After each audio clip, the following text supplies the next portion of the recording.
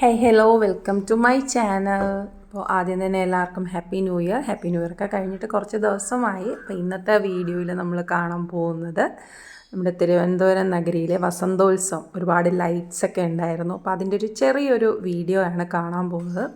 ഒരുപാട് തിരക്കുണ്ടായിരുന്നു കേട്ടോ. അപ്പോൾ അവിടെ ഒരുപാട് ലൈറ്റ്സും അതുപോലെ തന്നെ ഒത്തിരി ചെടികളൊക്കെ ഉണ്ടായിരുന്നു. ഇൻഡോർ പ്ലാന്റ്സ് ആയാലും അല്ലാതെ ഉള്ള ഇലച്ചെടികൾ, ഫ്ലവറിങ് പ്ലാന്റ്സ്, അങ്ങനെ ഒത്തിരി ഉണ്ടായിരുന്നു. നല്ല തിരക്കായിരുന്നു അവിടെ.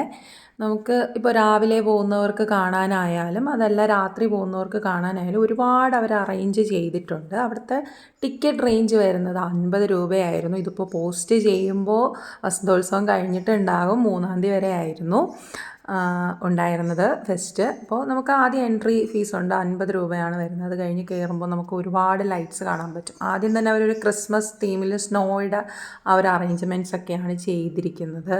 അത് കഴിഞ്ഞതിന് ശേഷം നമുക്ക് കുറച്ച് മഷ്റൂംസിൻ്റെയൊക്കെ ഒരു ഇത് കാണാനായിട്ട് പറ്റും. പിന്നെ അത് കഴിഞ്ഞിട്ട് ഈ കാണുന്നതെന്ന് വെച്ച് കഴിഞ്ഞാൽ സ്നേക്കിൻ്റെ ഒരു രൂപമാണ്. അതിനകത്തുകൂടി നമുക്ക് പാസേജ് ഉണ്ട്, അതിനകത്തുകൂടി നടന്നു പോകാം. പിന്നെ സിൻഡ്രലയുടെ ഒരു രൂപമൊക്കെ ചെയ്ത് വെച്ചിട്ടുണ്ട്, ഫുൾ ലൈറ്റ്സ് ഒക്കെ ആയിട്ട്. ഇത് സ്നേക്കിൻ്റെ ആ ഒരു ഇതിനകത്തുകൂടി നമുക്ക് പാസേജ് വന്നിരിക്കുന്നതാണ്. നമുക്ക് നടന്നു പോകാൻ പറ്റും. എന്നിട്ട് അവിടെ നിന്നാണ് പുറത്തേക്ക് നമ്മൾ പോകുന്നത്. പുറത്തേക്ക് പോകുമ്പോഴത്തേക്ക് അവർ തന്നെ ഓരോ അറേഞ്ച്മെൻറ്റ്സും ചെയ്തിട്ടുണ്ട്.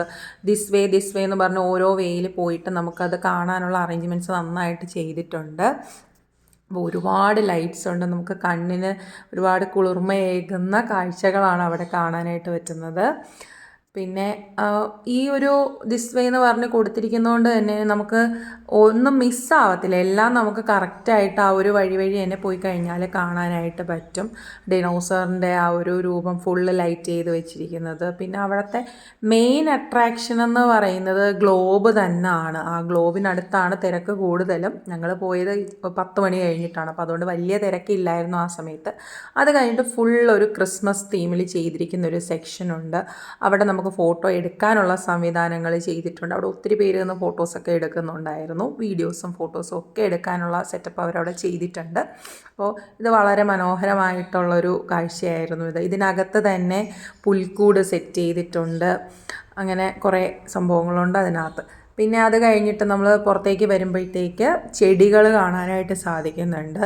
നമ്മുടെ ജമന്തി പൂക്കൾ, അതുപോലെ കുറേ ഇലച്ചെടികളുണ്ട്. അതിൻ്റെ പേരൊന്നും എനിക്ക് കറക്റ്റായിട്ട് അറിയത്തില്ല. ചില ചെടികൾ നമുക്ക് കണ്ടു കഴിഞ്ഞാൽ പ്ലാസ്റ്റിക് ആണോ എന്ന് പോലും തോന്നിപ്പോകും. അത്രയ്ക്ക് മനോഹരമായിട്ടുള്ള ചെടികളാണ്. നല്ല ഭംഗിയാണ് കാണാനായിട്ട്. പിന്നെ ഇതൊരു ശംഖിൻ്റെ ഷേപ്പിൽ ചെയ്ത് വെച്ചിരിക്കുന്ന ഫ്ലവർ ഇങ്ങനെ അറേഞ്ച് ചെയ്ത് ശംഖിൻ്റെ ഷേപ്പിൽ വെച്ചിരിക്കുവാണ്. പിന്നെ അത് കഴിഞ്ഞിട്ട് കുറച്ച് നമ്മൾ അങ്ങോട്ടേക്ക് പോകുമ്പോഴത്തേക്ക് ഒരുപാട് സീനിയ ചെടികൾ, പലതരം ചെടികളുണ്ട്. എനിക്ക് ചിലതിൻ്റെ ഒന്നും പേരൊന്നും അറിയത്തില്ല എല്ലാത്തിൻ്റെയും. അപ്പോൾ നല്ല മനോഹരമായൊരു കാഴ്ച തന്നെയായിരുന്നു ആ വസന്തോത്സവം എന്ന് പറയുന്നത്. അപ്പോൾ ഇത് കഴിഞ്ഞ് കുറച്ച് അങ്ങോട്ടേക്ക് പോകുമ്പോഴത്തേക്ക് ഡോൾഫിൻ്റെ ഷേപ്പിൽ ഫുള്ള് ഫ്ലവർ അറേഞ്ച് ചെയ്ത് വെച്ചിട്ടുണ്ട്. അവിടെയും നമുക്ക് ഫോട്ടോസൊക്കെ എടുക്കാനായിട്ട് വളരെ നല്ലൊരു അറേഞ്ച്മെൻറ്റ് അവിടെ ചെയ്തിട്ടുണ്ട്.